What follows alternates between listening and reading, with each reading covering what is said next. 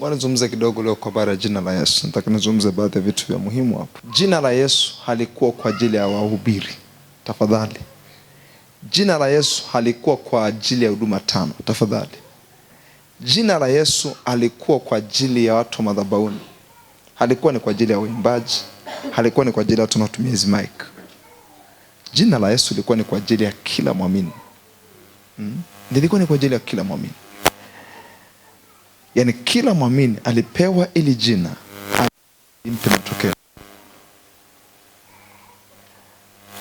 Ukijua hivyo utalitumia na litakunufaisha. Litakupa matokeo na watafurahi utakapoona matokeo yanayozaliwa na matokeo sahihi ya jina la Yesu kwenye maisha ya muamini.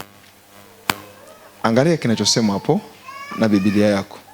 Na ishara hizi zitafuatana na hao. Biblia imesema zitafuatana na hao. Biblia haijasema utaziomba. Biblia haijasema utafunga ili uzipate. Biblia haijasema utafunga ili uzipate. Utakesha kanisani ukiomba ili uzipate. Lugha yake inaeleweka kabisa. Yaani hiyo lugha haina kona kona. Biblia inasema ishara hizi zitafuatana. Si ndio imesema hivyo? Nataka kila mtu anipe makini wake. Biblia imesemaje? Zitafuatana. Si imesema zitafuatana? Au kuna lugha nyingine imetumika hapo? Zitafuatana. Kwa hiyo manake hizi ishara sio za kuziomba. Hizi ishara hazihitaji ufunge ili zianze kuonekana. Hizi ishara hazihitaji unene kwa lugha kuliko watu wote kanisani. Hizi ishara hazihitaji ukae muda mwingi kanisani ndio zikutokee. Imesema zitafuatana na hao, sio wahubiri. Zitafuatana na hao, sio wahubiri, sio wachungaji, sio manabii, sio mitume, sio injilisti. Imesema na hao waaminio. Naomba niulize swali. Wewe ni muamini? Na kama muamini maana kuna kitu kinakufuata tayari. Kama wewe ni muamini, nataka unisikize kwa makini ili haya masuala haya ya kuchezewa na adui au kuzuiliwa na adui yaishe kwenye maisha mtu mmoja mahali hapa. Imesema zitafuatana na hao waaminio. Haijasema na wahubiri, na hao waaminio. I am a believer. Mimi ni muamini.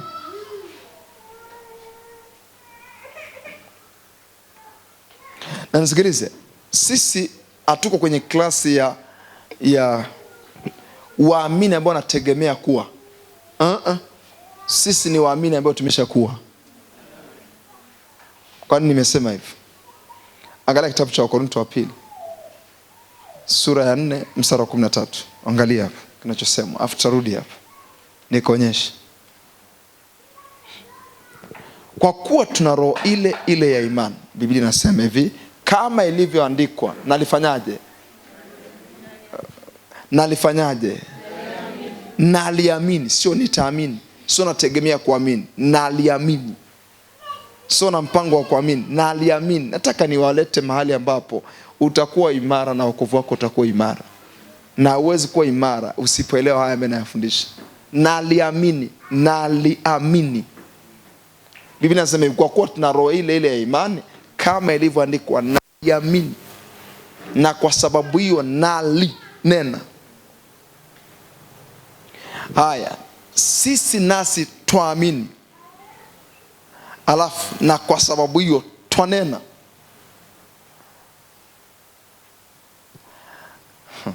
Kwa hiyo sisi sio waamini wanaotegemea kuwa. Sisi ni waamini waliokuwa. Nataka nieleweke hapo. Sisi sio waamini wanaotegemea kuwa. Sisi ni waamini waliokuwa. Sisi ni waamini waliokuwa. Naomba kitabu cha Yohana sura ya 1 mstari wa 12. Sisi ni waamini waliokuwa.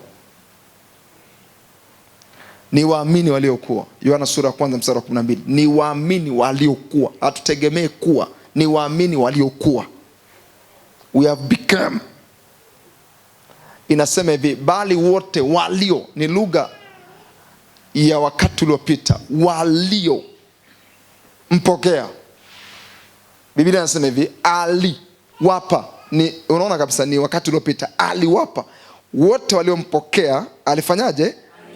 Aliwapa. Nataka niwapeleke mahali pazuri sana hapa. Aliwapa uwezo wa kufanyika watoto wa Mungu, ndio hao. Kwa hiyo ulipewa uwezo wa kufanyika kuwa mtoto wa Mungu kwa sababu uliliamini jina lake. Kwa day one unakuja hapa kanisani, ulipewa uwezo wa kufanyika kuwa mtoto wa Mungu kwa sababu uliliamini jina lake. Sio kwa sababu ulipenda kanisa, sio kwa sababu ulipenda mahubiri. Angalia huo msingi. Sio kwa sababu ulipenda mahubiri. Maana kilichokufanya kuwa mtoto wa Mungu ni jina la nani? La Yesu. Ndio Biblia inavyosema. Sio kwa sababu ulipenda mahubiri ya Pastor Ibrahim. Sio kwa sababu unabarikiwa na ile kanisa. Msingi wa kwanza ambao uko imara ni ule pale. Ndio wale waliaminio jina lake. Kwa hiyo manake wewe ni muamini uliyekuwa. Uliliamini jina lake na umekuwa mtoto wa Mungu. Sema amen. Wewe uliliamini jina lake na ndio maana sasa hivi ni mtoto wa Mungu. Ndio hao waliaminio jina lake. Rudi kwenye kitabu cha Marko sura ya 16 mstari wa 17. Turudi hapo sasa. Kwa jina la Yesu ni foundation ya muhimu sana. Tunapozungumzia kwa habari ya kufanyia kazi mamlaka ulionayo katika Kristo Yesu, unataka matokeo kama mtu wa Mungu. Huu ni msingi. Na ishara hizi zitafuatana na hao waaminio. Umeshaona sasa, tayari uliliamini jina lake, umekuwa mwana wa Mungu. Uliliamini jina lake, umekuwa mtoto wa Mungu.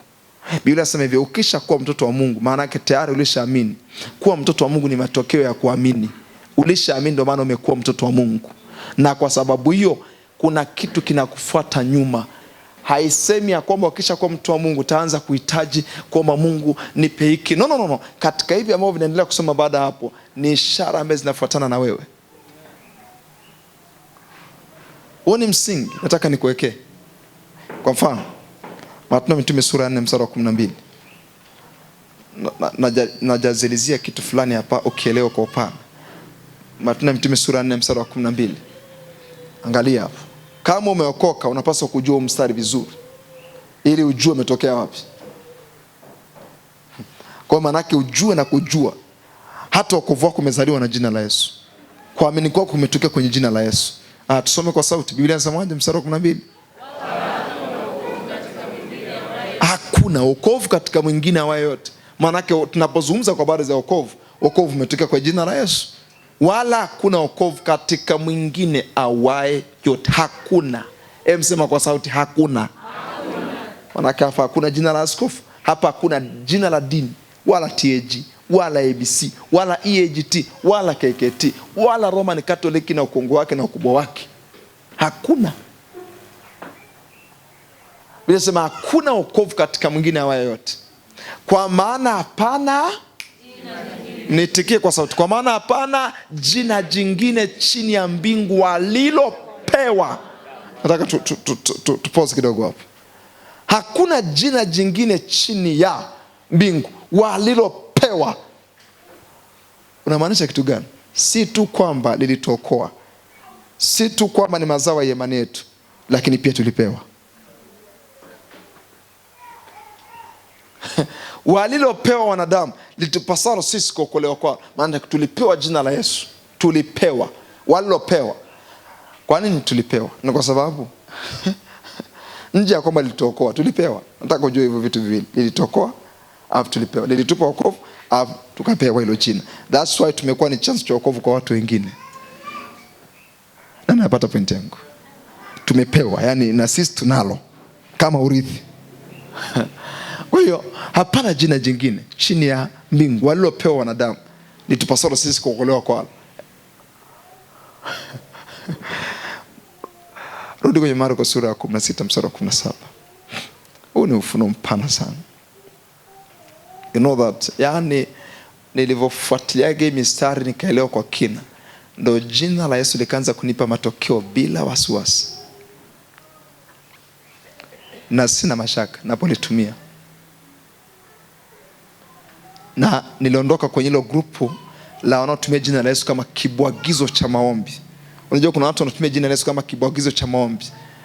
Baba hivi na hivi na hivi kwa jina la Yesu. Baba hivi na hivi na hivi kwa jina la Yesu. Baba hivi na hivi na hivi kwa jina la Yesu. Yaani mbinguni unamwona anatumia kama kibwagizo.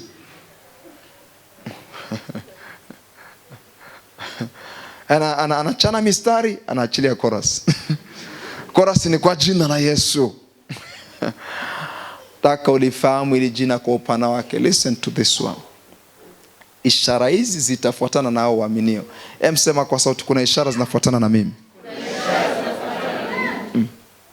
Hauziombi hizo. Hauhitaji umekomaa sana kiroho. Tayari zinafuatana na wewe. Nataka nionyeshe ya kwamba haya ni mambo marahisi ambayo kila mshirika anapaswa kuyafanya kwa uhuru wote. Haya yanafuata hapa. Zinafuatana. Haya, kwa jina langu. Kwa hiyo manake ukiondoa jina la Yesu umeondoa ishara. Andika hiyo point.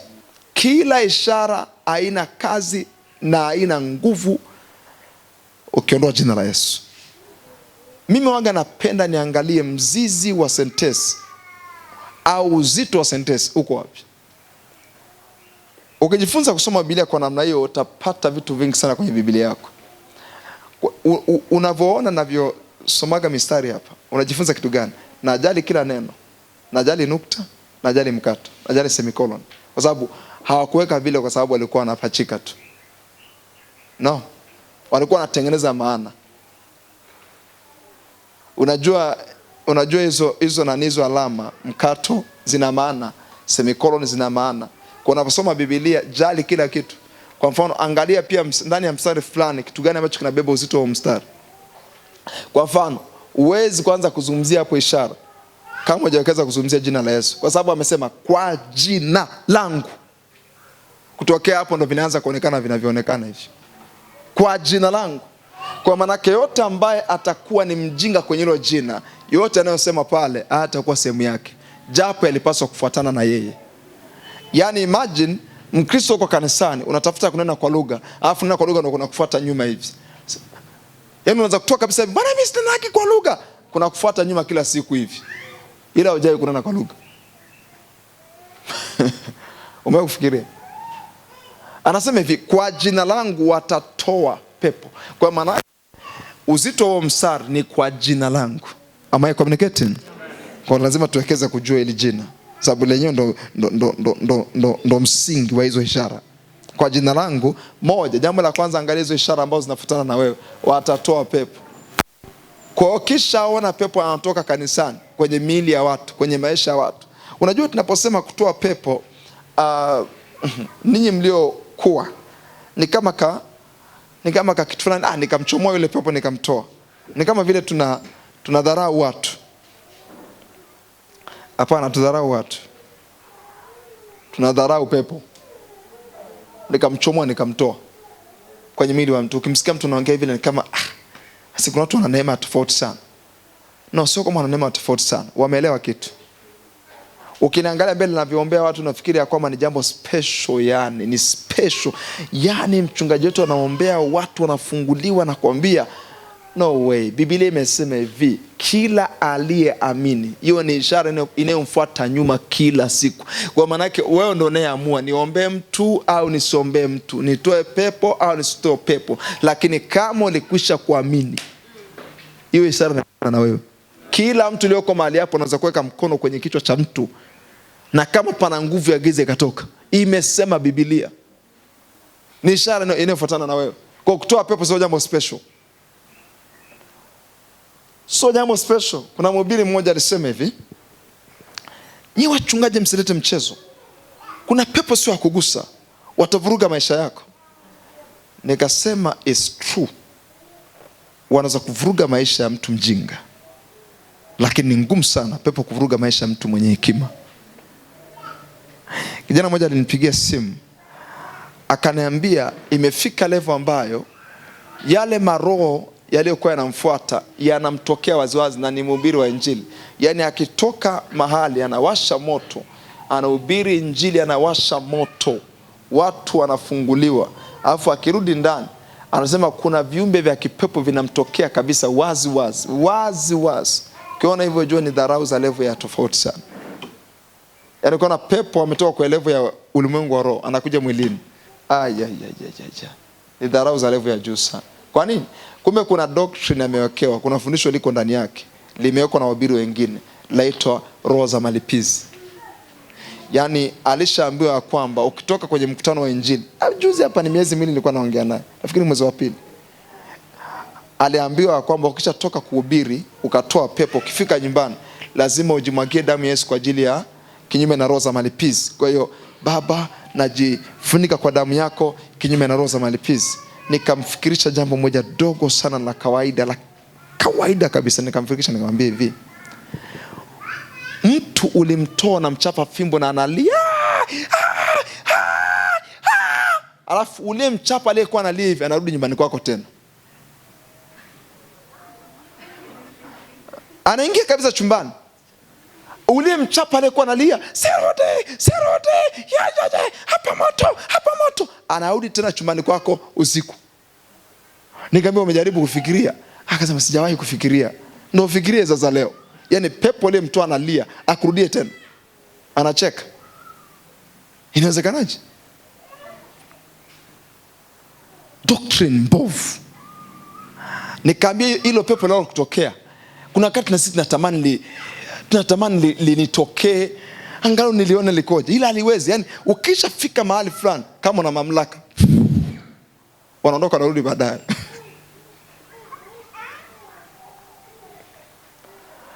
Mwingine nilikuwa nazungumza naye leo, anasema hivi, nilitangaza madhabahuni ya kwamba haturuhusu mchawi yote kuingia huko ndani. Nikamwambia kanisa sio zuri. Nikamwambia sio zuri. Yaani kanisa lao zuia wachawi la kwa salata.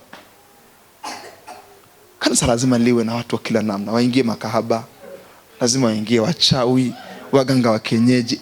Inakuwa na ladha tamu. Lakini akina Elima lazima wawepo ndani, akina Simeoni mchawi. Yaani la kweli ni tamu.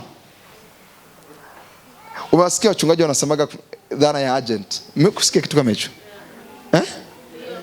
Umekukisikia hapa? Hata kukisema. Nini maana ya agent?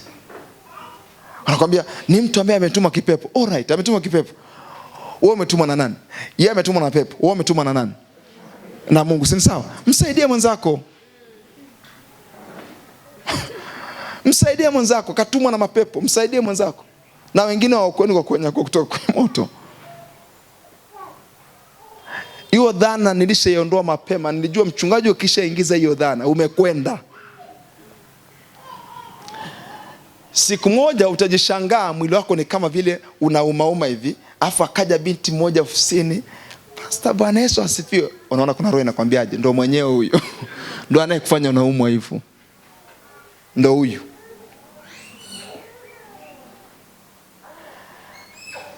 Agent. Agent. Nilikuwa namwambia mchungaji mmoja muda si mrefu, nikamwambia ni nzuri sana maagent kuja kanisani kwako, kwa sababu hatakuwa na cha kuongea. Watakuwa na cha kuongea. Wakitoka hapo watana kuongea vizuri. Watu ni waoga ni kwa sababu kuna kitu hawakijui. Sio kwamba ulimwengu wa giza ni una nguvu kuliko sisi. Kuna kitu hakijui. Wachungaji wengi wameshalogwa na wakalogika kwa sababu ya dhana ya masuala ya agent. So watatoa pepo. Kwa hiyo nilikuwa nazungumzia kwa habari ya mtumishi wa Mungu mmoja aliyekuwa anasema kwamba kutoa pepo ni jambo special. Litakuwaje special? Kwa sababu ni ishara inayofuatana na muamini. Alafu nisikilize, roho za mizimu ni pepo. Wana klasi yako ya kiutendaji. Nataka mjue, kifafa ni pepo, lina klasi yako ya kiutendaji. Malaria ni pepo. Nani mimi kumleta mtoto wake nikamwombea, alafu jasho likamtoka mtoto wake mbele ya macho yake. Okay, yuko pale. Nani mwingine? Na baada hapo nini kilitokea? Homa iliondoka hapo hapo. Jumla moja kwa moja ikurudi tena. Na limekuwa ni jambo la kawaida kabisa hapa. Ninashika mtoto hivi ana homa kali, nikimshika hivi anavuja jasho. Homa inaishia hapo hapo anapona. Nilijifunza kitu gani? Bwana Yesu alipomgusa mama mkwe wa Petro, homa ikamachia. Nikagundua homa ni roho. Homa ni roho. Hakuna jambo special. Hawa ni pepo, mizimu ni pepo, magonjwa ni pepo, ajali ni kitu gani? Ni pepo. Ndio maana unamwombea mtu, ukimwombea mtu alikuwa amepata ajali, tulikuwa tunataka kumuua. Amsikia vitu kama hivyo. tungemua pale. Mungu wake mkubwa, wanasema hivi, ajali ni pepo. Nisikilize, kuungua moto ni pepo. That's why ukiona hata nyumbani kwako, mara huyu sio ametaka kuangukiwa na kitu fulani, mara huyu ameshika, ni kama ameshika moto akaungua. Ukiona hizo activities kama mara 3, kemea hilo pepo la ajali nyumbani kwako. Ndio tabia yangu. Yaani nikiona matukio yanafuatana 3 yanafanana, ujue kuna spirit na influence yale matukio.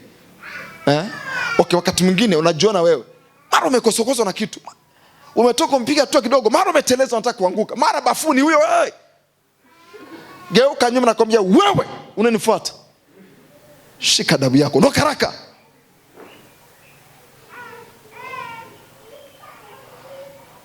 My God. Unakuta Mkristo mambo yanamtokea yote hayo na yuko sawa. We, sikiliza, hata nikanyaga sabuni sipaswi kuteleza, kwa sababu nilisema atakuagizia malaika zake wakuchukue, usijikwae. Ashangaa mtu anakanyaga sabuni kwenye bafu, anaanguka na tumbo anaanza kujitafuta. Those are demons. Hizo ni pepo. Kale katabia cha kujikwaa bila sababu, uko kule umeanguka kule. Semaji, ni karibu ning'oe kidole tafadhali. Biblia imesema atakuagizia nini? Malaika wakuchukue. Kuna vitu vimeshaondoka kwenye maisha yangu kwa muda mrefu sana, kujikatakata bila sababu. Na ndio maana kikitokea hata kwa bahati mbaya, nitakishughulikia mpaka kijua kwamba si tu kwamba tunavikemea, hata dalili zake hatuzitaki. Niliacha kuchukulia vitu kimazoea. Haya, Biblia inasema watatoa pepo. Toa pepo kwenye nyumba yako. Yaani ukianza kusikia ushawishi wa pepo, toa. Uisisi kwenye uchumi, mtoe. Hawa pepo si tu kwamba wanakaka kwenye miili ya watu, wanakaka kwenye mazingira pia.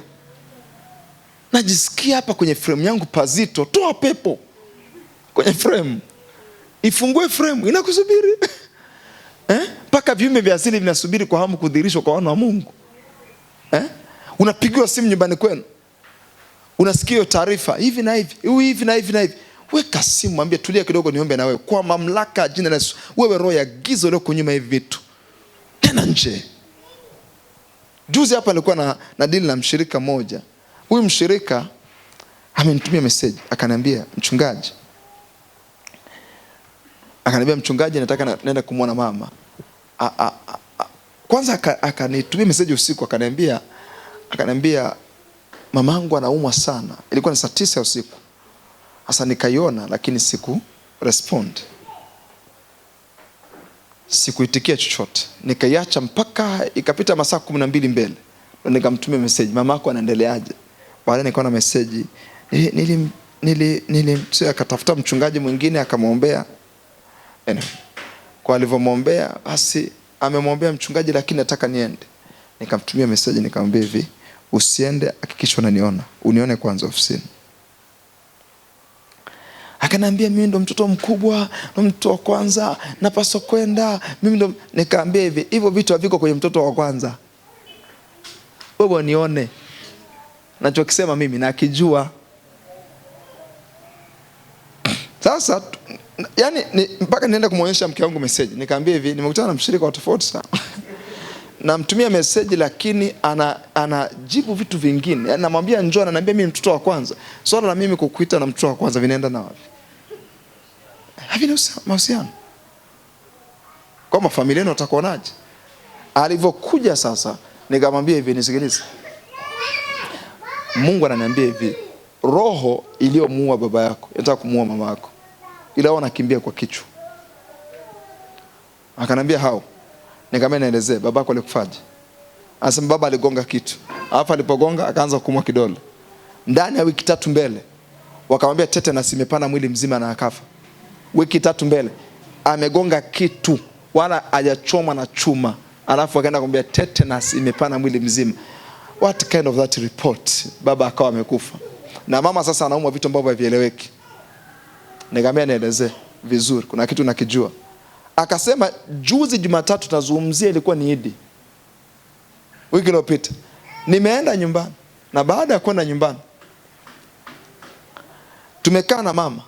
Nimefika ndani ya dakika chache, mama ananiambia twende shambani kuona mazao yalivyo.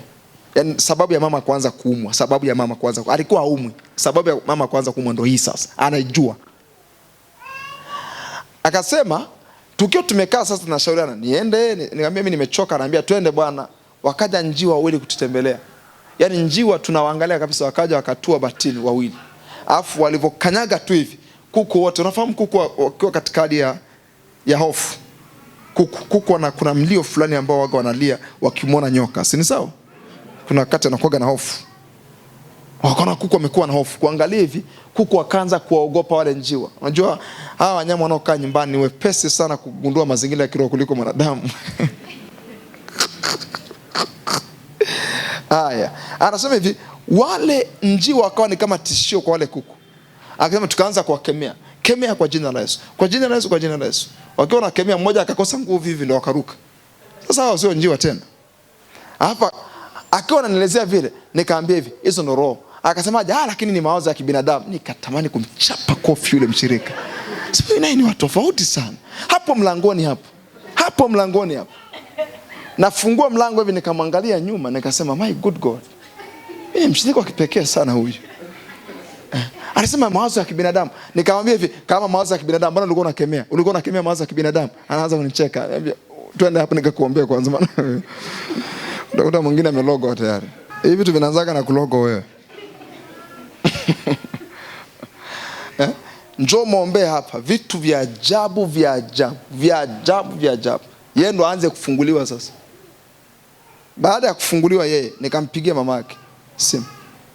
Nikaikemea ile roho, nikamwambia mama umejisikiaje? Nimejisikia pumzi nzito imetoka kwenye kifua changu. Alikuwa mbona na kifua.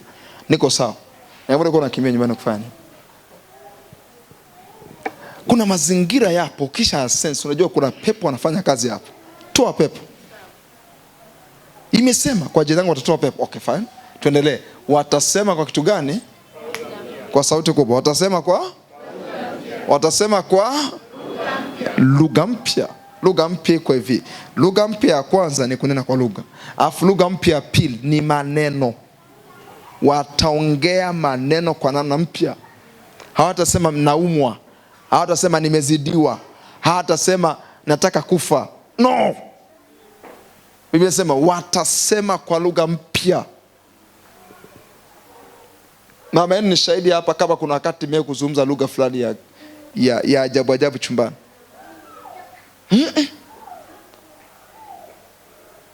Watasema kwa lugha mpya. Kwa jina langu watasema kwa lugha mpya.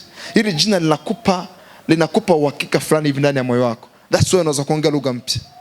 Siwezi kuwa mgonjwa ni lugha mpya. Sitakufa bali nitaishi ni lugha mpya. Kwa sababu pana uhakika. Biblia inasema jina la Bwana ni kitu gani? Ngome imara. Ngome imara. Mnasoma Biblia. Mwenye haki huikimbilia akawa salama. Endelea mstari unaofuata. Nataka nikuonyeshe tu, hizi ni ishara zinazofuatana na wewe. Nyingine ni hapo. Watashika nyoka. Wanashika nyoka. Nyoka anawakilisha tunajikazi wa nguvu za giza. Watashika nyoka. Wanashika nyoka. Unajua mtu wa Mungu anaweza kuishika irizi hivi. Wewe usishike hiyo. Ukishika hivi pepo lile limekana na irizi laondoka hapo. Watashika nyoka.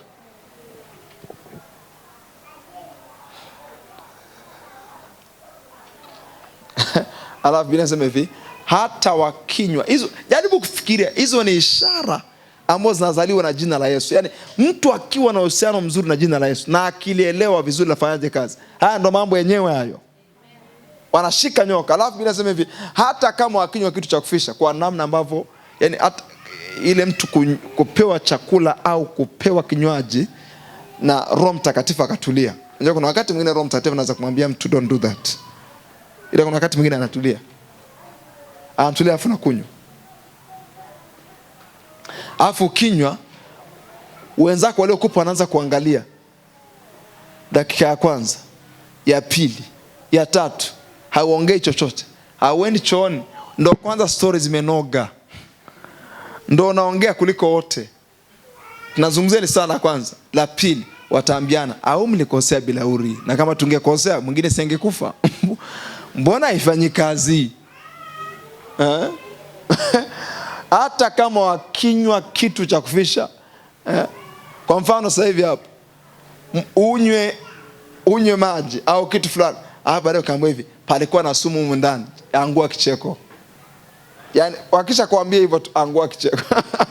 Palikuwa na sumu, wewe waambia palikuwa na maji, palikuwa na maji. Kwa sababu nasema hata mare goba radego sikarama yande goba, hata wakinywa kitu cha kufanyaje akita ya kabisa.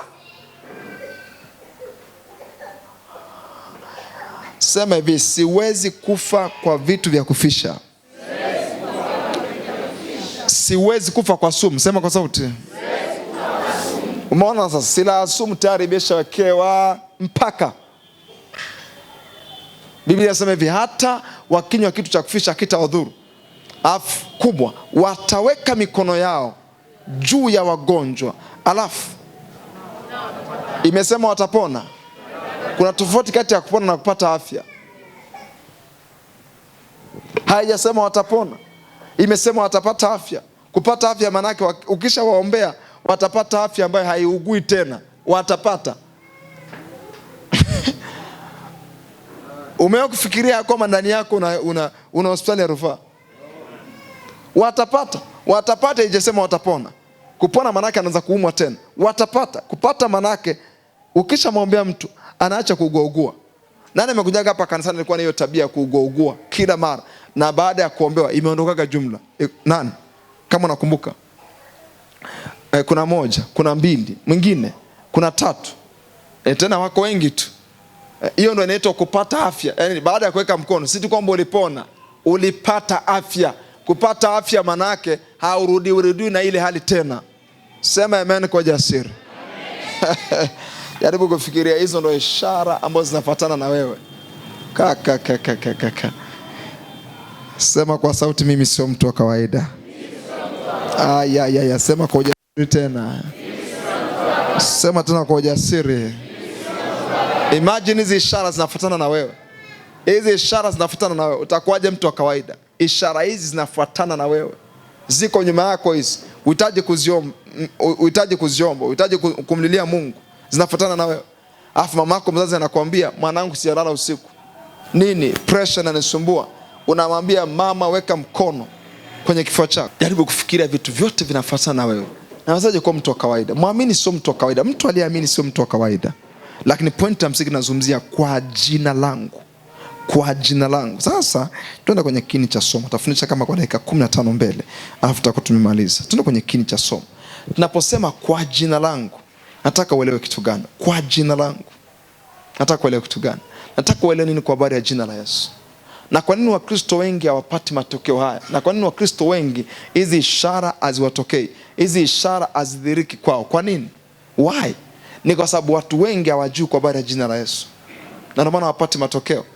Nenda kwenye kitabu cha Matendo ya Mitume sura ya 3 mstari wa 6. Angalia, lakini Petro akasema, mimi sina fedha wala dhahabu, lakini nilicho nacho ndicho nikupacho. Anatuonyesha kwamba Petro kuna kitu alikipokea, si tu kwamba kilimpa matokeo, lakini alikipokea na nacho. Inatupa picha gani? Jina la Yesu ulipolipokea lilikuokoa, hiyo ngazi ya kwanza, lakini pia unalo. Sema ninalo jina la Yesu. Hiyo ni point ya kuizingatia sana. Si tu kwamba nilikupa matokeo ya wokovu, lakini unalo. Ninalo jina la Yesu. Nilicho nacho ndicho nikupacho. Nini ambacho alikuwa nacho Petro? Ni kwa jina la Yesu Kristo wa Nazareti, simama uende. Kwa maana yake Petro alikuwa na jina la Yesu. Alijua si tu kwamba liliwaokoa, si tu kwamba liliwapa usalama mwingi kwenye huduma ya Bwana Yesu duniani, lakini alijua nalo, nilicho nacho ndicho nikupacho. I have the name. Kama Bwana Yesu alivyokuwa na jina, na yeye anasema hivi, I have the name, nilicho nacho ndicho nikupacho. kwa jina la Yesu Kristo wa Nazareti, simama uende. Manake waliachiwa jina, walipewa jina. Hem, sema ninalo jina.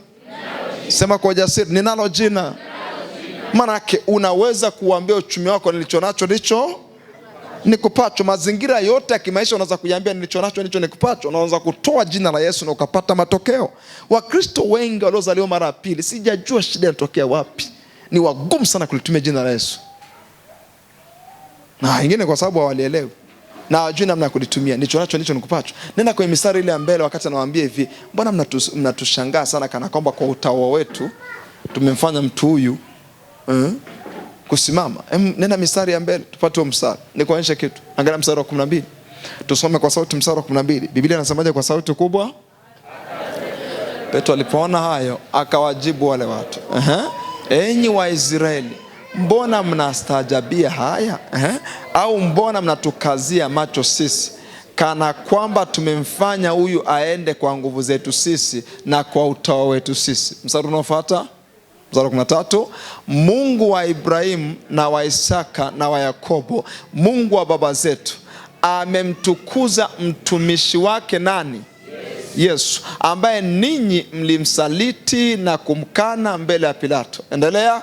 Alipokuwa ametoa hukumu yake afunguliwe. Endelea mbele. Bali ninyi mlimkana yule mtakatifu, yule mwenye haki, mkataka mpeo muuaji. Endelea mstari unaofuata. Mkamua yule mkuu wa uzima, ambaye Mungu amemfufua katika wafu, na sisi tu mashahidi wake. Endelea. Kwa imani katika nini? Jina lake. Kwa imani katika jina lake, jina lake, jina lake lime, jina lake lime. Kwa imani katika jina lake, jina lake lime. Nataka uone hapo. Hapo ni kama kuna sentensi mbili pale, ya kwanza na ya pili. Kwa imani katika jina lake, maanake lazima uwe na imani katika jina la Yesu. Andika hiyo point. Inataka uwe na imani katika jina la Yesu. You need faith in this name. Bila kuwa na imani kwenye ile jina huwezi kupata matokeo. Kwa imani katika jina lake. Alafu inaendelea, jina lake limemtia nguvu mtu huyu mnayemwona na kumjua. Kwa imani katika jina lake. Wakristo wengi hawana imani kwenye jina. That's why wanatumia visaidizi vya upako, kwa sababu hawana imani kwenye jina. Wakristo wengi hawana imani na kile ambacho tayari wanacho. Wanatafuta vitu. Unamwona Mkristo anatafuta kitu. Anatafuta apate stika, anatafuta apate maji, maji yaombewe, mchungaji yaombee haya maji. Na mimi nikianza kuyaombea utasikia nasemaje? Kwa jina la Yesu, na jina hilo unalo ndani. Kwa imani katika jina lake. Wakristo wengi wamekataa kuweka imani kwenye hili jina. Ndio Wakristo wengi wamekuwa ni wawindaji. Wanawinda afya, wanawinda breakthrough, wanawinda mipenyo ya kiuchumi, wanawinda ndoa, waolewe, wanaolewaje, wanajiconnect na masadaka. Sikiliza, kama haujadili, unajua napenda hii sentence, the lesser is included in the greater. Nisikilize, kidogo huaga kimeingizwa kwenye kikubwa. Yani kidogo kiko ndani ya kikubwa automatic. Uwezi kwanza kutafuta familia, sijui ndoa, sijui afya, kama hujatafuta kuwekeza kujua kwenye jina la Yesu. Vyote hivyo vimeingizwa ndani ya jina la Yesu. Kwa maana yake ungelipata hilo jina, ungevipata hivyo vitu vyote. Kwa nini? Yale majina yote ya Mungu kwenye Agano la Kale, Jehova sijui nani, Jehova sijui nani, yote yale yameingizwa kwa jina la Yesu. Yote yale. Imagine kwa zile Jehova, moja ya Jehova ni Jehova Jireh. Katika mlima wa Bwana inapatikana. Maana ukitaka kupata kitu fulani, unataka jina. Na hilo jina sasa hivi hatutumii Yehova, tunatumia jina la Yesu. Unaona sasa, hupasi kutafuta ndoa kama hujawekeza kuwa na imani kwenye jina la Yesu. Kwa sababu vidogo vipo ndani ya vikubwa. Yaani huwezi kuanza kutafuta kidogo wakati hujaweka imani kwenye kikubwa. Sasa watu wengi wanatafuta imani kwenye visaidizi vya upako, lakini hawajaweka imani kwenye jina lipitalo kila jina. Yani Wakristo wengi wanatafuta breakthrough, wanatafuta waombewe, wanatafuta wekewe mikono, basi waombea hii nguo. Lakini Wakristo wengi hawajawekeza kuweka imani kwenye jina ambalo tayari wanalo. My good God. Inasema Biblia kwa imani katika jina lake. Maana lazima imani yako iwe kwenye hilo jina. Lazima imani iwe kwenye hilo jina. Limemtia nguvu mtu huyu mnayemwona na kumjua. Angalia kinachoendelea pale, naomba mtu atazame. Na imani ile kwenye jina la Yesu iliyo kwake yeye imemtia huyu uzima huu mkamilifu mbele yenu ninyi nyote. Sikiliza, namna unafanya vitu visimame na viwe vikamilifu, you need the name. Unataka jina la Yesu. Without this name, kuna vitu vitasimama kwenye maisha yako. Very important. Rikarabasko vila mandarabakosa. Hawa watu wanatuonyesha kwamba pattern yao ilikuwa ni jina. Pattern yao ilikuwa ni jina. Nguvu yao ilikuwa iko kwenye jina. Angalia kitabu cha Matendo ya Mitume sura ya 4. Sura 4 mstari wa 28 kuelekea mstari wa 30. Ukinyosha mkono wako kuponya, angalia. Wanaomba tena. Hii inatupa kuelewa fika kwamba kuna kitu ulikuwa unakijua kwa habari ile jina. Angalia unachokisema pale. Angalia sentence. Ukinyosha mkono wako kuponya, ishara na maajabu vifanyike. Kwa nini? Msome kama watu wenye wai. Kwa nini? Kwa jina la mtumishi wako mtakatifu Yesu. Kwa hiyo walikuwa wanajua kwamba ishara ziko ndani ya jina. Kumbuka wakati ule Marko ilikuwa ijaandikwa. Ulikuwa ni uelewa wao binafsi. Walikuwa hawana Biblia. Walikuwa hawana kitabu cha Marko 16 mstari wa 17. Walikuwa hawana. In fact na Marko na yeye pia alikuwa kwenye hilo kundi. Alikuwa hajaanza kuandika bado Marko. Amekuja kutuandikia sisi. Maana yake kama Marko alikuwa bado hajaandika hicho, walikuwa wanakielewa kibinafsi. Walikuwa na uelewa wa kibinafsi. Waliweka imani kwenye jina. Walijua Yesu amewachia kitu gani? Jina.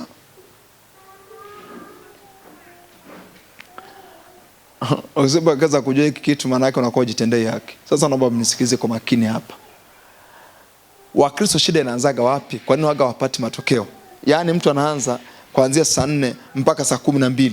Wako kwa jina la Yesu, uwezi, kwa jina la Yesu. Mbona ile jina waga linaitikia watu wengine? Wengine aliwaitiki. Kwa nini wengine lafanya kazi kwao, wengine alifanya kazi kwao? Wengine wakionekana hivi hapo wanaanza kulia. Wengine wakionekana hivi wanaanza mechi masaa 4. Toka stoki kwa jina la Yesu. Kwa nini? Shida inatokea wapi? Unajua nguvu ya jina la Yesu haipo kwenye pronunciation. Kwamba Yesu, ipo kwenye uelewa nitakufundisha hapa. Haipo kwenye pronunciation, haipo kwenye kulitamka.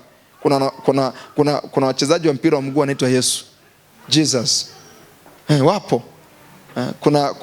Kuna Yesu, kuna Bar Yesu. Kwa maana yake unajua jina alina uzito kwenye kulisema, ila la kuwa na uzito kwenye yale nitakufundisha hapa sasa. Kuna kitu nimekisoma kwenye Biblia kilinipa mtizamo tofauti sana. Yohana sura 17 mstari wa 6. Hii itakupa mtizamo tofauti sana. Mimi nilifikiria kwa namna tofauti sana. Kwa nini ametumia lugha? Kwa nini huyu mwandishi ametumia lugha? Kwa nini Yohana ametumia lugha? Lugha ile tumika hapa ni tofauti sana. Na nataka tuangalie construction ya lugha. Anasema hivi, jina lako nimewadhihirishia watu wale ulionipa katika ulimwengu. Jina lako nimewadhihirishia watu wale ulionipa katika ulimwengu. Walio wako ukanipa mimi, na neno lako wamelishika. Anazungumzia wanafunzi na mitume. Anasema hivi, jina lako nimewadhihirishia wale watu ulionipa. Manake Yesu anaonyesha fika ya kwamba alipokea jina kwa Baba. Am I communicating? Come on. Naomba mnielewe kidogo. Anamaanisha hivi, Baba alimpa jina. Alafu kwa nini aseme hivi, lile jina ambalo ninipa nimewapa? Kwa nini aseme nimewadhihirishia? Kwa nini atumie lugha hii lugha nimewadhihirishia? Kwa nini? Kwa nini atumie nimewadhihirishia? Ndio nilianza kufikiria hapo. Nimewadhihirishia. Hivi na habari ukitumia neno nimewadhihirishia unazungumzia maisha.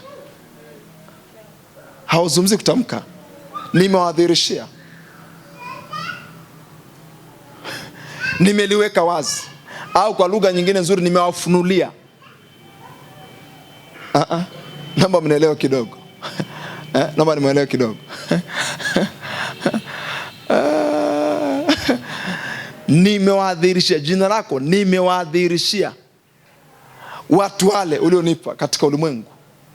Kwa nini ametumia lugha? Kuna tafsiri ya Kiingereza inasema hivi, I spelled out your character in detail to men and women you gave me. Naomba amplified nikuonyeshe kitu. Spelled out your character. Atumii jina tena. Kuna kitu anakizungumza hapo.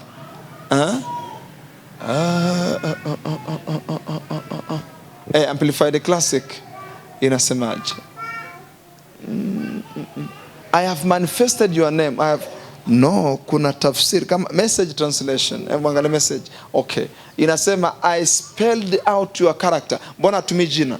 Mbona atumia character? Kwa nini Kiswahili nasema jina lako nimewadhihirishia? Mbona message translation nasema hivi I spelled out your character in detail to men. Yani nimefunua tabia zako na asili yako mbele ya watu walionipa. Kwa nini hapa asemi jina? Kwa nini nasema kwamba amespell out character? Yani maana yake ameonyesha asili yake, ameonyesha tabia zake. Kwa nini? Ilinipa kufikiria kwa namna tofauti sana. Maana yake nzuri ni kwamba hauwezi kupata matokeo ya jina la Yesu isipokuwa umepata ufunuo wa Yesu. Andika hiyo point. Hauwezi kupata matokeo ya jina la Yesu isipokuwa umepata ufunuo wa Yesu. Who is Jesus? Alikuwa ni Mungu katika mwili. Mungu aliyevaa mwili. Kwa maana yake hajaribu kusema kitu gani? Nimefunua asili yako kwao. Nimefunua asili yako. Nimefunua tabia zako kwao. God is love. Mungu ni pendo. Nimefunua pendo. Na wao wameuona. Naomba hiyo Yohana sura 10 ngapi hiyo? 17. Angalia mstari wa kwanza. Cheki mstari wa kwanza. Landa rabakoske vila marila aska librande goba. Arabasasuvela iska librahandos. Ninaomba 13 mstari wa kwanza. Nafikiri 13 mstari wa kwanza imekaa vizuri zaidi. 13 mstari wa kwanza. Thank you Jesus. Haya. Bas, kabla ya sikukuu ya Pasaka, Yesu hali akijua ya kuwa saa yake imefika atakayotoka katika ulimwengu kwenda kwa Baba. Angalia, naye amewapenda watu wake katika ulimwengu. Anazungumzia wale ambao anasema kwamba jina lako nimewadhihirishia. Anasema hivi, amewapenda watu wake katika ulimwengu. Alafu anamaliza kusema aliwapenda upeo. Alionyesha tabia yake. Kiswahili nasema kwamba alidhihirisha jina lake. Lile jina ambalo alipokea kwa Baba akalidhihirisha kwa wale watu ambao aliwapenda. Hapa Biblia inasema kwamba aliwapenda upeo. Inatuonyesha kitu gani? Aliwaonyesha asili, aliwaonyesha tabia. Hao ni zingine. Kumbe sasa yeyote ambaye hawekezi kumjua Mungu hawezi kuwa na matokeo kwenye hili jina. Ili jina liwezi kumpa mtu matokeo ambaye hajawekeza kumjua Mungu. Andika hiyo point. Na ndio maana Biblia inasema kwamba uzima wa milele ndio wakujue Mungu wa kweli na wa pekee na Yesu Kristo aliyomtuma. Mtu yote atakayewekeza kumjua Mungu wa pekee na atakayewekeza kumjua Yesu kwa kina ndiye atakayepata matokeo ya hili jina. Ndio maana Wakristo wengi au washirika wengi makanisani usubiri waombee kwa hili jina. Ni kwa sababu gani? Wao hawajawekeza kumjua Mungu wa kweli na wa pekee na hawajawekeza pia kumjua Yesu alifanya nini kwa ajili yao na kwa nini alikuja. Karabashandarabasa. Angalia, turudi kwenye kitabu cha Yohana sura ya 17 mstari wa 6. Turudi pale. Nikuonyeshe kitu. Good God, this is very powerful. Angalia hiyo message. Naomba ile message. Hii ni nzuri zaidi. Tafsiri Kiswahili. Anasema hivi, unajua neno, angalia, jina lako nimewadhihirishia watu walionipa. Nimewadhihirishia, jina lako nimewadhihirishia. Huyu Kiingereza anasema hivi, ni kama jina lako nimelitaja. Unajua kuspell out ni sawa na kusema Yesu. Hiyo ndo spelling out. Yesu. Haya. Jina lako nimewadhihirishia watu ulionipa katika ulimwengu. Naomba message translation. I spelled out. Ni sawa na mtu ambaye anasema Yesu. Yesu, Jesus, na spell out Jesus. Asa yeye anasema hivi, hiyo Yesu yeye alidhihirisha kwenye tabia, sio kwenye pronunciation. I love this one. Yani hiyo Yesu anachokisema hapo ni mwadhirishie ile jina. Hana maana kwamba aliwaambia mimi ni Yesu, nimepewa Yesu. Alionyesha tabia. Alionyesha tabia. Alionyesha sifa za Mungu. Ndio maana wakati Filipo amehangaika mpaka inabidi aulize swali, akamwambia Bwana, tuonyeshe Baba, yatosha. Yani mpaka hapo umetuchanganya, tumeshachanganyikiwa, ila tuonyeshe Baba, yatosha. Naomba Yohana 14 Yohana 14 mstari wa 3. I love that. Yohana 14 mstari wa 3. Mimi nasomaga hapo, alafu nikisoma hapo najisikia kucheka. Ninaona kabisa ni mtu ambaye alikuwa amechoka. Haya mambo yanasema mimi amenichosha. Tena mstari wa ngapi? Rudi mstari wa 7 nafikiri. Mstari wa 7. Angalia kinachosema Bwana Biblia. Kama mngalijua mimi, angalia Yesu anachokisema, mngalimjua na Baba. Tangu sasa mnamjua. Huku ni kuwachanganya watu. Kama mngalijua mimi, mngalimjua Baba. Alafu anamaliza kusema kitu gani? Hata sasa mnamjua. Tena mmemwona.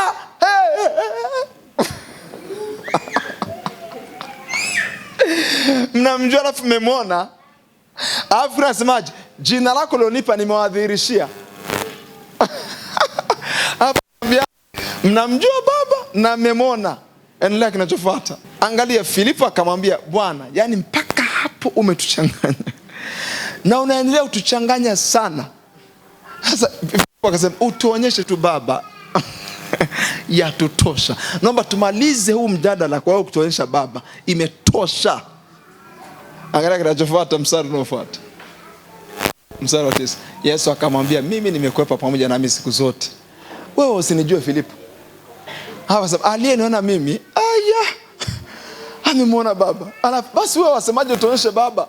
Maana nimekuja kumuonyesha Baba.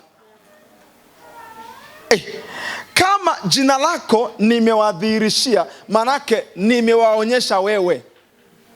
Sijui kama naeleweka mimi. Lakini angalia kinachosema pale kwamba aliyeniona mimi ameona Baba. Okay, kama jina Yesu alilipata kwa Baba, ni jina la nani? Mnipe ushirikiano tafadhali. Ni jina la nani?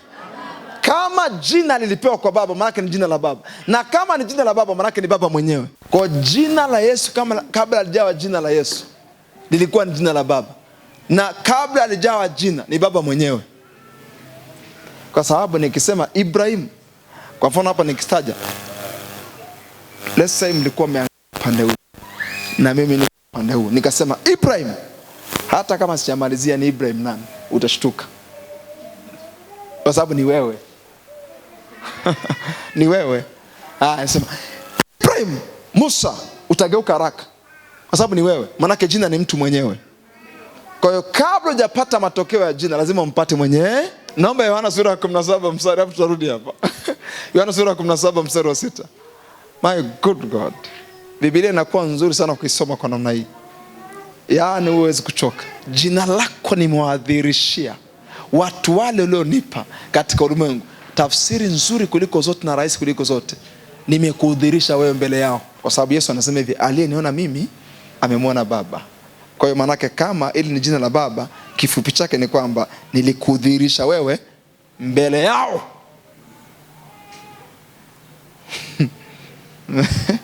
Sasa nisikilize. Nilikuwa natafuta maana hilo neno jina, yani jina, the name, kwenye huu mstari, hususan kwenye huu mstari. Nilikuwa natafuta maana ya jina kwenye lugha ya Kigiriki, kwa sababu kwenye Agano Jipya Biblia originally iliandikwa Kigiriki. Sasa ili neno jina limebeba vitu vitatu, nisiende kuandika. Jina. Ili neno jina lako, yani hapo jina lako. Nimewadhihirishia watu wale walionipa. Hilo neno jina limebeba mambo matatu. Jambo la kwanza, limebeba character, tabia. 2, nature, asili. 3, authority, mamlaka.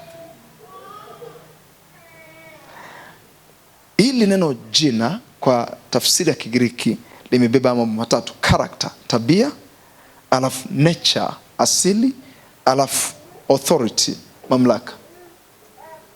Kwa tukisema kwa mfano kwenye character, ndio maana huwezi kuwa na nguvu za Mungu kama hujakuwa kwa tunda la Roho. Kwa sababu tunda la Roho laonyesha asili mpya ya wewe uliyezaliwa mara pili. Na hiyo asili mpya haiko nyumbani kwenu. Kwa sababu watu nyumbani kwenu unakuta wana hasira au wanazira sana, au ni watu wenye ghadhabu. Sasa ukitaka matokeo ya jina, lazima uanze kutembea na sifa mpya na asili mpya. Kwa nini jina la Yesu aliwapagi watu fulani matokeo? Ni kwa sababu bado hawajakuwa kwenye asili mpya. Kwa hiyo tukisema jina, maana tunazungumzia tabia. Na nisikilize, hakuna tabia mpya zaidi ya tabia za Wagalatia sura ya 5 mstari wa 21. Hakuna. Tunda la Roho ni, yaani ukianza kutembea na udhirisho wa zile tabia, tayari jina litaanza kukupa matokeo automatic. Ishara hii itaanza kudhirika kirahisi kwako. Lakini kingine pia ni asili. Unajua asili, anaposema asili maana yake nini? God is love. Mungu ni pendo. So when you know that God is love, tayari jina linaanza kuwa na nguvu. Kwa mfano, ninapomwombea mtu kwa jina la Yesu, jambo la kwanza bila kuja kwa moyo wangu ni kwamba Mungu alimpenda huyu mtu, kwa maana jinsi Mungu alipenda ulimwengu. Ndio maana lazima apone, kwa sababu nakuwa najisikia hasira ya Mungu. Bwana, Mungu alimpenda huyu mtu, kwa nini anaonewa na shetani namna hii? Bwana alimpenda akamtoa mwanae msalabani, anateseka na hiki kitu. Nikisema in the name of Jesus, ujue inatokea huko ndani. Inatokea wapi? Kwenye asili ya upendo wa Mungu. Kwa ndani yangu najisikia hiyo kitu. Mbona huyu mtu Mungu anampenda? Au kwa mfano, wale watu waliokoka sasa, ndio nawaombea kwa hasira zaidi. Ni kwa sababu gani? Najua ni mtoto wa Mungu. Damu ya mwana wa Mungu ilimwagika kwa ajili yake. That was love. Huo ni upendo. Na kutokea pale unaona jina linakuwa na matokeo. Alafu ndani ya jina pana mamlaka sasa, ambayo nitazungumzia kesho. Kwa hiyo nisikilize, ukitaka jina la Yesu likupe matokeo, lazima uwekeze kwenye hivi vitu. Tabia za Mungu, alafu asili ya Mungu. Kesho nitakufundisha mamlaka. Kwa tukisema jina Yesu, usikimbilie kwenye kwa jina la Yesu, kwa jina la Yesu. Angalia, hata mbwa mwenyewe, mbwa wa mtu, ukienda nyumbani kwa mtu, alafu mbwa yuko pale, akapita mtu kaambia, "Wewe kamata, kamata, kamata." Unajua atakachokuofa, atakubwekea.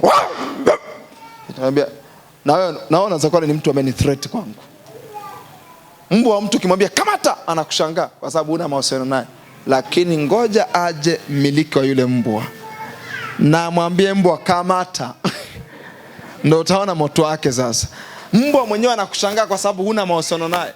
Kuna watu ambao hawana mahusiano na mwenye jina, afu wanataka kulitumia jina.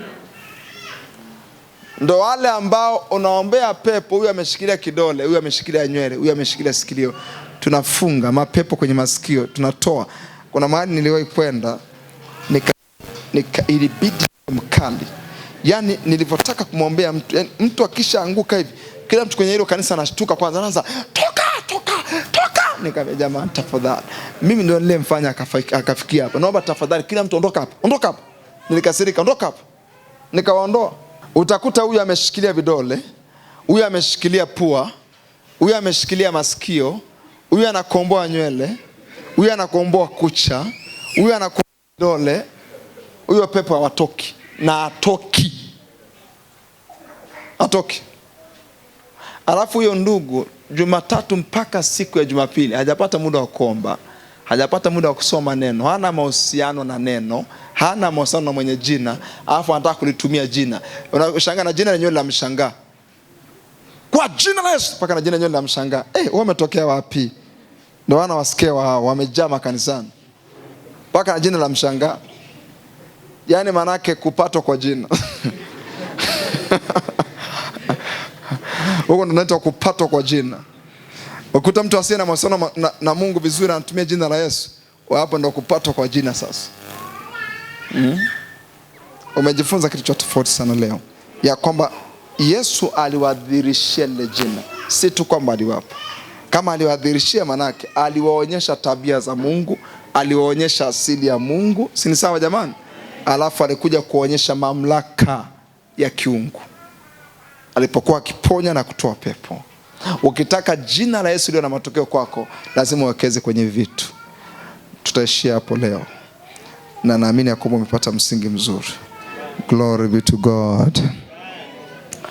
Amajale groba hata suvra hila. Msede kule na kwa lugha kwa dakika chache. Oh, shaliba suvra ila angradiga suvra hila mashali ya suvra. Oh, salibahande gobasa suvle asalibrahanda suvrelia gabarada. Hey. Rima sovra ila angradiga sova. Ela masovela askala mande gobasata ya mare gobasai. Oh, shalagada balagada baragada baragada gada barade gosai. Lima kataso vila as kalamande. Kwa dakika mbili nena kwa lugha. Yes, kalamande reba. Lose yourself in the presence of God. Jiachilie kwenye uwepo wa Mungu. Jiachilie kwa dakika chache. Jiachilie, lose yourself. Mare gobasa ta askala brande gobarade gosavila askala bande gobravila. Oh, makatala maskala brande gobravila maskatovela askala mande goba. Likara masalia suvrelia kapaye malagera badego. Kuna kitu kinatokea unafonena kwa lugha. Masalis kavila mare goba gada baraka. Landa raba. Naona unalitumia jina kwenye biashara la kupa matokeo. Unalitumia jina kwenye uchumi la kupa matokeo. Unalitumia jina kwenye ndoa la kupa matokeo. Unalitumia jina kwenye familia la kupa matokeo. Unalitumia jina kwa wanao. Naona kwa wanao wanapoenda kulala unawaambia kwa jina la Yesu mtakuwa na akili nyingi na litakupa matokeo. Rikaramaregode baradeke. Utakapobariki watoto wako kwa jina la Yesu utaona matokeo. Utakapobariki biashara yako kwa jina la Yesu utaanza kuona matokeo. Utakapoenda kwenye hiyo frame Rama sota askalamande rebosia. Utakapoingia kwenye hiyo frame na kuiambia prosper in the name of Jesus.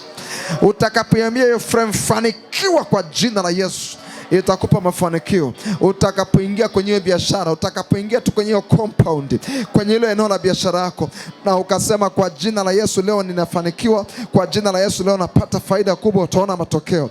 Rapa kotarabasaka rabasaya rikaramande rebrovila. Chochote ambacho utakipelekea jina kitakuletea matokeo. Utakapomwombea mama yako ile mgonjwa utapata matokeo. Rikaramaska lovra ila angradiga suva ropo Taramasakota. Utakapoyaamuru mazingira kwa jina la Yesu utapata matokeo. Rikaramasko vila magada baragada. Utakapoamuru hali repo seketea utapata matokeo katika jina la Yesu. Mesantovele askala brande goba. Rikaramande rebrovila magada. Arabakata. Utakapotaka miujiza utaweka jina na utaona miujiza. Utaweka jina na utaona ishara. Rikaramasko vila magadabara. Utakapoona kuna mazingira yako sawasawa utatumia jina na mazingira yatakaa sawasawa. Utakapoona kuna dhoruba utatumia jina. Rama sata ya maskovela. Naona Bwana anakutoa kwenye level ya kuombewa. Ninaona sasa Mungu anakuingiza kwenye group la watu wanaotengeneza matokeo kwa jina la Yesu. Kwa jina la Yesu, mtu huyu amesimama mbele yenu akiwa mkamilifu.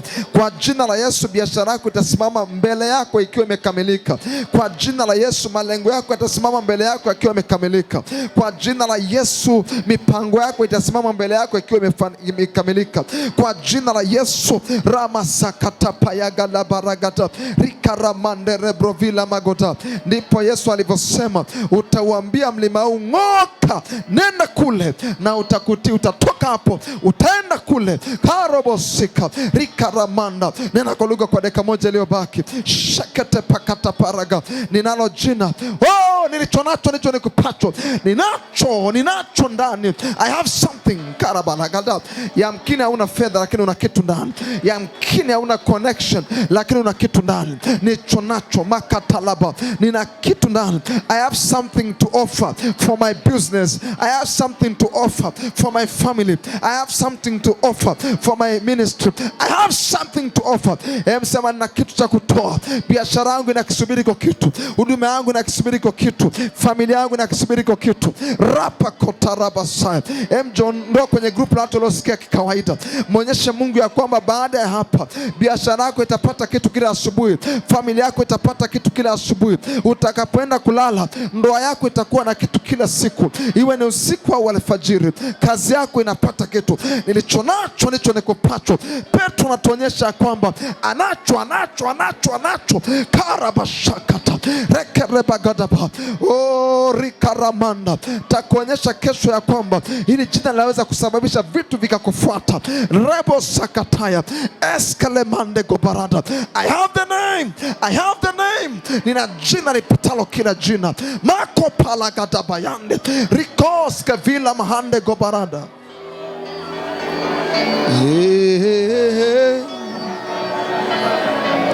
Nisikilize kwa makini. Nenda kalitumia ile jina kwa jina la Yesu, na utashangazwa na matokeo yatakayofuatana na wewe. Iambie biashara yako kwa jina la Yesu, unazaa faida kubwa. Wabariki wanao kwa jina hili. Viambie vitu kwa jina hili. Kaa na mipango isimamisha mbele yako, iambie kwa jina la Yesu mnafanikiwa. Are masota askalibrande gobarade gos rikaraba. Sema kwa sauti, nilicho nacho ndicho nikupacho. Hebu iambie biashara yako kwa sauti. Sema tena kwa sauti. Manake una kitu cha kutoa kwa ajili ya wanao, una kitu cha kutoa kwa ajili ya ndoa yako, una kitu cha kutoa kwa ajili ya biashara yako, una kitu cha kutoa kwa ajili ya huduma yako. Nataka unielewe. Ukinielewa utafanya afya. Ukiingia pale, tofauti yako wewe na mtu anaenda Kariakoo ni wewe una kitu cha kutoa, una kitu cha kutoa. Wewe una kitu cha kutoa. Mwenzako anaenda naye anaanza kusoti biashara iweke sawa. Tofauti yako wewe na yule mwenzako, wewe una kitu cha kutoa, na biashara inasubiri kwa kitu. Baba, tunakubariki kwa ajili ya siku ya leo.